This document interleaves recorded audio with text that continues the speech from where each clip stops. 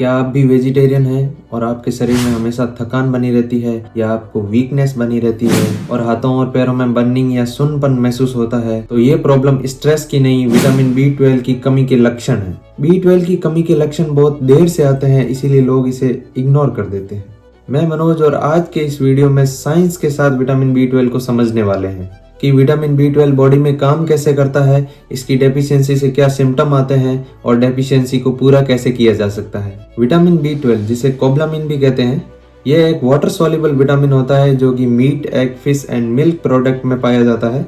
यह हमारे DNA and RBC formation के प्रोसेस में हेल्प करता है और नर्वस सिस्टम के लिए एसेंशियल है। इसका स्टोरेज मेनली लीवर में होता है। ये 3 to 5 ईयर तक स्टोर रह सकता है।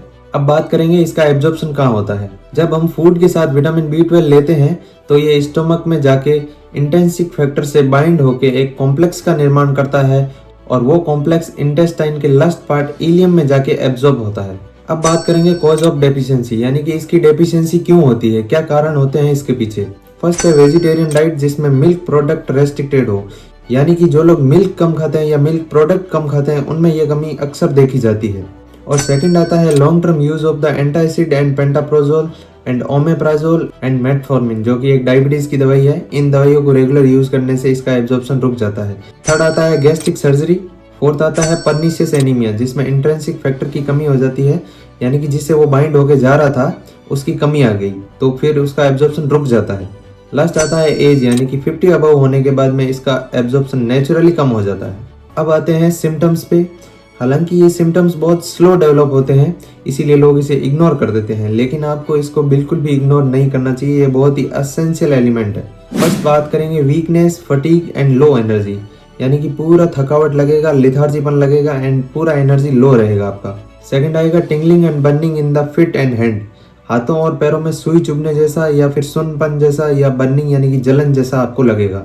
Memory loss, brain fog, mood swing, depression, anxiety, पेल स्किन और सीवियर केसेस में वॉकिंग इम्बैलेंस भी हो सकता है, यानी कि आपको चलने में भी दिक्कत हो सकती है। इतने सीरियस कॉम्प्लिकेशंस होते हैं इसके।